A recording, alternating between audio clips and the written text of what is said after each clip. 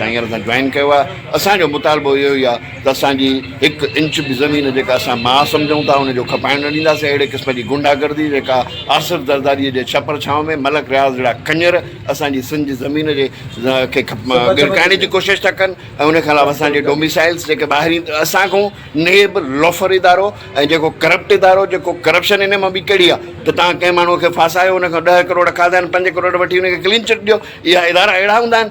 इन हरामी इदारा असांखे चवनि था त असां रूरल सिंध जा कराची में नौकिरी छो था कयूं। कॾहिं लाहौर वारनि खां बि पुछो, कॾहिं पेशावर वारनि खां बि पुछो, कॾहिं कोटा वारनि खे बि अहिड़ा नोटिस ॾियो त तव्हां छो था नौकिरी कयो जेके तव्हां ॿाहिरों आया आहियो। अहिड़े क़िस्म जा हथकंडा इस्तेमालु कंदव त क़ौम यादि रखो इहे सिंधी उहे अथव जेके पंहिंजे ज़मीन जे पाणी जे वारे ते बि 7 क़त्ल कंदा आहिनि। जॾहिं असांजी ज़मीन ते असांजी माउ ते असांजे सिंधूअ ते जेकॾहिं कंहिं बि क़िस्म जी का आंच आई त तव्हांजा सिर हूंदा, असांजा हथ हूंदा, कुहाड़ियूं हूंदियूं, बंदूकूं हूंदियूं, हौसला हूंदा, जज़्बा हूंदा। उनजे करे ज़रदारीअ खे सिंधी क़ौम चैलेंज थी करे मलक रियाज़ भॼी वञ सिंध मां, न त उहा थींदी जेका कंहिं कुते सां बि न थी हूंदी। मलक रियाज़ कुते ते